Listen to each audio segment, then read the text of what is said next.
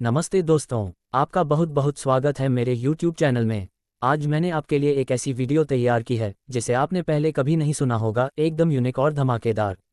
इसलिए वीडियो देखने से पहले आप सबसे पहले हमारे चैनल को सब्सक्राइब करें और बेल आइकन को जरूर दबाएं ताकि आपको हर नए वीडियो की जानकारी सबसे पहले मिलती रहे।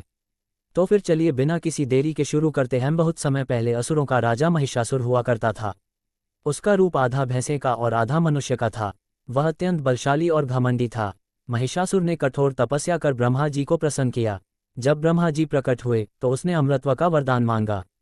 ब्रह्मा जी ने कहा, अमृतत्व संभव नहीं है, कोई अन्य वर मांगो। महिषासुर ने चतुराई से कहा, मेरा वध किसी पुरुष, देवता या दानव के हाथों न हो। केवल स्त्री यदि चाहे तो वह मेरा अंत कर सके। ब्रह्मा जी ने तथास्तु कह दिया। इस वरदान से महिषासुर और अधिक घमंडी हो गया। उसने सोचा, स्त्रियां युद्ध नहीं करती, अतः मैं अजेय हो गया।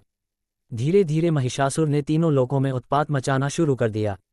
उसने इंद्रलोक पर आक्रमण कर दिया, देवताओं को स्वर्ग से बाहर कर दिया और स्वयं देवताओं के सिंहासन पर बैठ गया। देवता निराश और भयभीत हो गए। वह सब ब्रह्मा, विष्णु और महेश के पास पहुंचे और प्रार्थना की, प्रभो, हमें इस दैत्य के आतंक से बचाए। जब त्रिदेव ने देखा कि महिषासुर का आतंक बढ़ता ही जा रहा है तो उन्होंने अपनी अपनी शक्तियों का तेज प्रकट किया। ब्रह्मा का तेज, विष्णु का तेज और महेश का तेज मिलकर एक दिव्य ज्योति बना। वह तेज धीरे धीरे एक अद्वितीय रूप में परिवर्तित हुआ। वह थी आदि शक्ति माँ दुर्गा। उनका स्वरूप अपार था, 10 भुजाएं, प्रत्येक में दिव्य शस्त्र। उनके नेत्र सूर्य और चंद्र के समान दीप्तिमान। उनके चरणों से भूमि पर कमल प्रकट होते। उनका वाहन बना सिंह। देवताओं ने अपनी अपनी शक्तियां और अस्त्र शस्त्र माँ को अर्पित किए।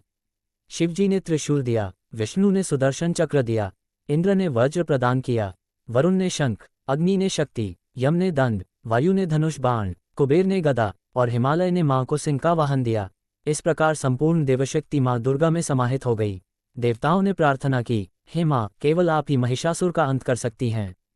मां ने आशीर्वाद दिया, धर्म की विजय होगी और अधर्म का नाश होगा। प्रथम दिवस शैलपुत्री। पहले दिन मां शैलपुत्री रूप में प्रकट हुईं। महिषासुर की असंख्य सेनाएं उन पर टूट पड़ीं। मां ने अपने त्रिशूल से हजारों असुरों का वध कर दिया। ये नवरात्रि की पहली रात थी, धर्म का पहला प्रकाश। द्वितीय दिवस ब्रह्मचारिणी। दूसरे दिन मां ने ब्रह्मचारिणी रूप धारण किया। उनकी तपशक्ति इतनी प्रचंड थी कि असुर सेना की माया भंग हो गई। मां ने असुर सेनापति चिखुर का वध किया।